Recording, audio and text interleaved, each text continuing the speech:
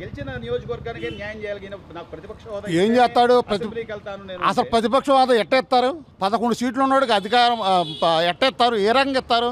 రాజ్యాంగంలో లేదుగా. చంద్రబాబు నాయుడు చెబుతున్నాడు, పవన్ కళ్యాణ్ చెబుతున్నాడు, నువ్వు యథావిధంగా వచ్చి అసెంబ్లీలో ప్రతిపక్ష నాయకుడిగా కూర్చో, మాట్లాడాల్సిన సబ్జెక్టుని బట్టి మాట్లాడమంటున్నారు.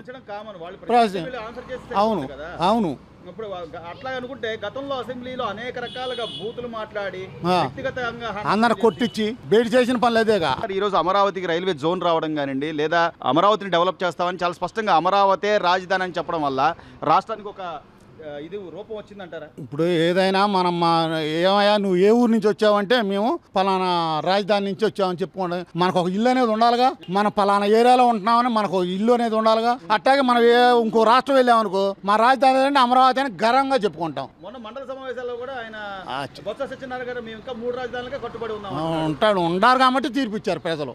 అందుకని ప్రజలు ఏమో కోరుకుంటున్నారు. ఇంకా ఏం అర్థం చేసుకోడు. ఇంకా అర్థం చేసుకునే రాజమండ్రి జైలుకి వెళ్ళి అక్కడ చేసుకుంటామే. ఇంకైతే సొంత చెల్లెలు కూడా చెప్తుంది నువ్వు అసెంబ్లీకి వెళ్ళకపోతే రాజీనామా చేయి అంటుంది. అంతే. ఆవిడ మాటలో న్యాయం ఉందంటారా సార్? న్యాయమే ఉంది. ఆ అమ్మాయి కరెక్ట్ గా మాట్లాడుతుంది. షర్మిల గారు బ్రహ్మాండంగా మాట్లాడుతుంది. సో పథకాలు అయితే ఇస్తారు, టైం అయినా కూడా ఇస్తారు. గ్యారంటీ చేస్తారంటారు. గ్యారంటీగా.